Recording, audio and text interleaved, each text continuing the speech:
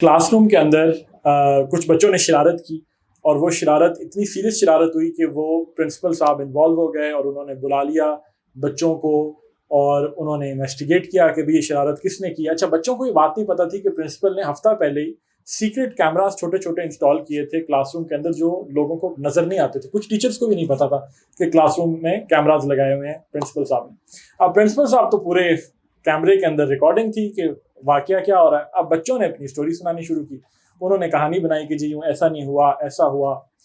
तो प्रिंसिपल साहब ने कहा कि यार जब मैं फैक्ट्स को तुम्हारे बयानिए के साथ जक्स्टापोज करता हूँ ना तो मुझे बड़ा क्लियर है कि तुम झूठ बोल रहे हो।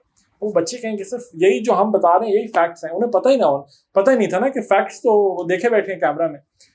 तो वर्ड है जक्स्टापोज।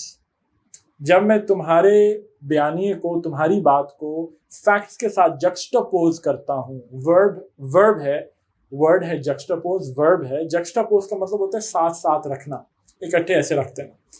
तो अगर मैं उसको सेंटेंस में यूज करूं, इस कहानी में अगर सेंटेंस में यूज करूं तो मैं कह सकता हूं कि जी when we juxtapose the facts of the case with what he is saying it is clear that he is lying.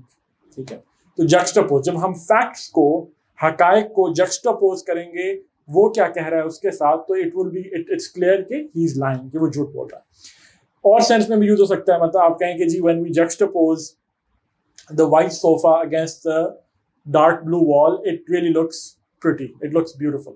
तो अब जब हमने उसको उसके साथ रखा, लाइट कलर्ड सोफा को एक डार्क वॉल के साथ रखा, अगेंस्ट रखा, तो वो it was looking really nice. तो जक्स्टापोज वर्ब है which means to put together, ऐसे साथ साथ रखना, इस तरह जक्स्टापोज करना। तो word juxtapose is the verb.